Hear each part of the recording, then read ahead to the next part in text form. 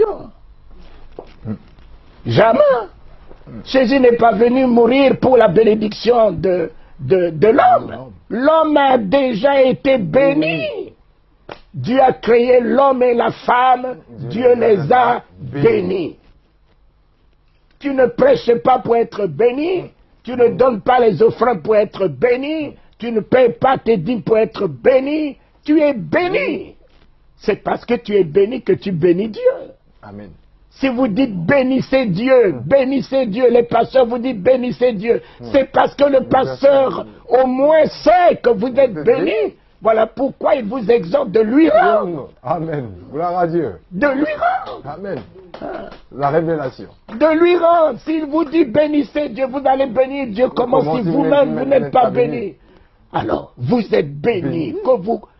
Que vous priez, vous ne priez pas, vous êtes bénis. C'est pour cela que je dis ici en France, vous les pasteurs, vous travaillez chez des gens qui sont des homosexuels, qui sont des maçons, des rosicruciens, et qui ont des sociétés, des grandes sociétés. Vous les pasteurs, vous allez travailler chez eux. Alors, dites-moi, qui n'est pas béni? Quel est l'homme qui n'est pas béni? Tout homme qui porte l'image de Dieu est béni. Amen. Tout homme. Amen. À partir du moment que tu portes l'image de Dieu, la ressemblance de Dieu, tu es béni.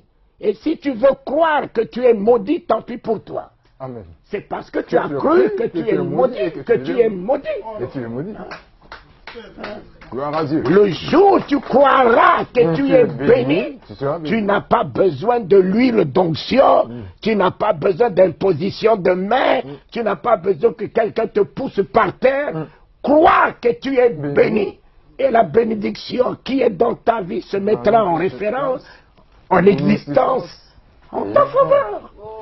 Gloire à Dieu. En ta faveur. Et tout ce que tu feras, crois, te réussit. Parce que tu es béni. Amen. Tu as la nature de Dieu.